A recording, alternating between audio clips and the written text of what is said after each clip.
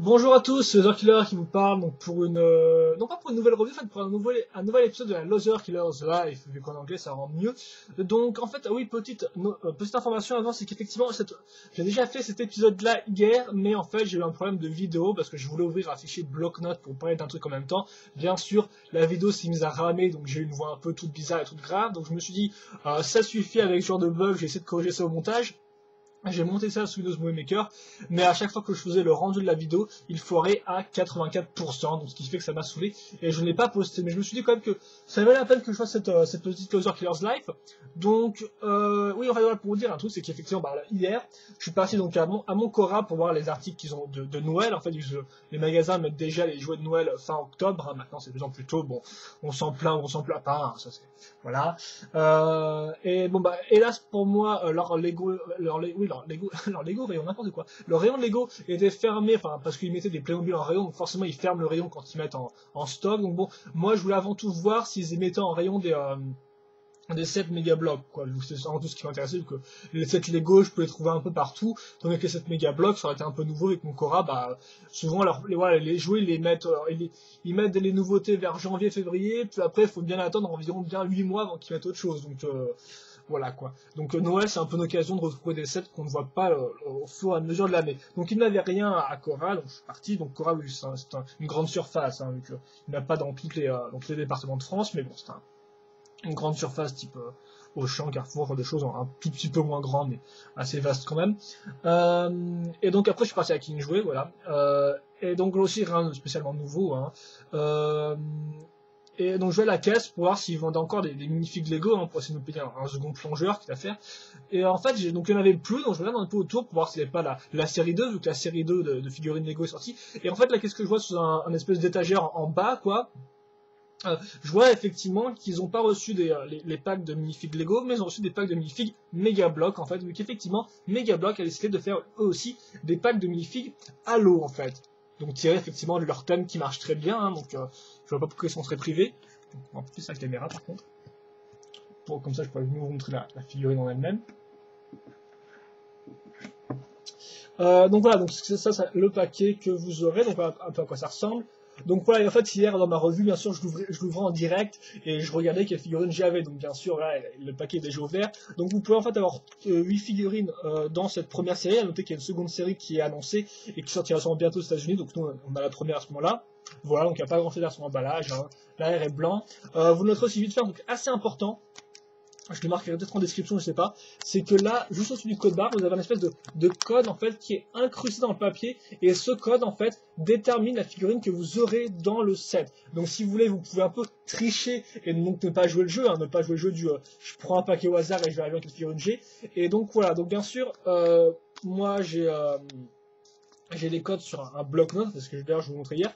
Personnellement, par contre, je n'ai pas utilisé ces codes-là pour cet achat-là, vu qu'effectivement, quand la première fois que j'ai regardé le paquet, donc d'ailleurs je ne connaissais pas les codes dans ma tête, hein, je ne les ai pas retenus. Et en plus, quand je regardais sur le paquet, je voyais pas le code, vu qu'effectivement la lumière d'un magasin des fois la lumière est un peu brillante. Donc ce qui fait qu'en fait j'ai vu le code qu'une fois après avoir acheté le modèle. Donc il est vraiment là, donc il est vraiment très discret. Mais néanmoins, voilà, si je fais d'autres achats plus tard, je prendrai la fiche pour voir quelle figurine je veux et quel paquet prendre. Donc je vous mettrai peut-être les codes dans la description de la vidéo, enfin, vous me demanderez, hein, c'est à vous de voir. Donc on ouvre ça, donc effectivement, comme il est indiqué sur ce truc, écrit vous trouverez une figurine Halo, une arme, un bloc et le guide du collectionneur à l'intérieur. Donc le guide du collectionneur, c'est un peu, c'est pas vraiment le guide du collectionneur, quoi. C'est un petit truc tout nul où derrière t'as genre 2 tiers d'informations sur ne mettez pas ça dans risque d'asphyxie, encore un bout une moitié de tiers, on vous montre 4 pauvres sets qui se battent en duel de la Wave 2, et derrière vous avez donc effectivement les 8 sets, les 8 figurines que vous pouvez trouver dans ce paquet-là, avec à chaque fois en fait leur code de rareté. Donc tout ce qui est bleu, ce sont les modèles communs, donc vous aurez un Covenant violet, donc classique, un Marines de l'UNSC rouge, hein, un peu moins classique, je pense que lui ils sont sortis que dans les sets, j'en parlerai un peu plus tard de ça. Voilà. Là, un Marines Flame jaune, aussi je pense qu'il est sorti dans un pack de figurines avant. Un pilote de l'UNSC vert, aussi rien de très spécial il me semble. Bon bah là, le Spartan 2 vert, là aussi c'est un peu le foutage de gueule, je vais en dire, c'est un peu le personnage qu'on a depuis le début de la gamme Halo, enfin s'il n'y a pas de recolor ni rien, mais je pense que c'est le même. Hein. Des fois Megablock, on s'y parce que des fois Megablock c'est un peu des petits vicieux, ils sont capables de vous recolorer juste le gant du personnage et après de vous vendre ça comme une nouvelle figurine quoi. Donc ça c'est tous les communs, donc il y en a 5 quand même. Et après vous avez effectivement que 2 personnages rares qui sont l'élite vert, que vous pouvez voir ici, et la Yabusa bleue, voilà. Et enfin la figurine super rare, ultra rare même d'après le truc, c'est le Active Camo Spartan 2, donc un Spartan 2 qui est transparent, et qui d'ailleurs était déjà sorti auparavant dans une édition spéciale, peut-être pour le Toy Fair, je suis plus sûr. Le Toy Fair qui est un grand salon du jouet en fait aux États-Unis qui a lieu en février, et où sont conviés la presse en fait et les professionnels, mais pas le public normalement. Donc voilà pour nos 8 figurines. Donc c'est quand même un peu débile parce qu'on a quand même, je veux dire, on a quand même 5 figurines communs quoi. J'aurais peut-être dû en mettre 4, je sais pas. Enfin, ça me semble un peu bizarre. C'est genre, c'est un peu spécial je trouve. Donc voilà pour le guide du collectionneur. Et donc, bah moi quelle figurine j'ai eu? Donc bah d'abord j'ai eu mon bloc. Hein. Je m'attendais à ce qu'on ait un espèce de bloc avec une couleur de camo, un camouflage comme ils ont l'habitude de faire, mais en fait non, juste une vieille brique noire avec écrit derrière China, avec la référence de la brique dessus, donc même pas un truc écrit Halo Mega Block, je sais pas, non, rien du tout, donc paye ton bloc, hein, voilà. Et ensuite, donc j'ai eu, et ensuite donc bah, la figurine que j'ai eue, donc bah, tout d'abord, je vais vous faire ça, je vais vous faire un petit tease de la mort, donc d'abord j'ai eu un sac à dos, voilà. Donc, vous voyez, effectivement, vu que les figurines Megablock ont un sac à dos, j'ai eu un bazooka, voilà, comme ça. Et enfin, donc forcément, la figurine qui va avec, qui va bien, j'ai eu le Marine, enfin, voilà, le Marines rouge. Donc, je suis assez content parce que j'aurais pu me choper la Yabusa ou l'élite, au final, comme j'ai déjà les moules avec le Covenant apparition, enfin vrai, ce que j'ai acheté récemment, ça m'aurait un peu saoulé d'avoir le même moule. Autant, même un Spartan vert, je veux dire, il n'y a rien de nouveau, mais au moins, j'ai pas la figue, donc ça m'aurait fait un truc nouveau. Donc là, je suis vraiment content, vu qu'en plus, c'est un Marines rouge, et qu'effectivement, il me semble que les Marines rouges ne sont disponibles que dans les... parce que oui, effectivement, vite fait, cette information, c'est qu'aux États-Unis, ils ont sorti des sets pour la ligne de magasin Target. Donc Target, ça, oui, c'est une espèce de grande surface aussi, et qui a un logo en fait qui est une espèce de cible rouge. Et donc forcément, Megablock a fait des recolors ces sets-là en rouge. Donc ce qui fait que par exemple, ils ont sorti un pack de figues entièrement rouge, ils ont sorti un Warthog recolorant en rouge, et aussi un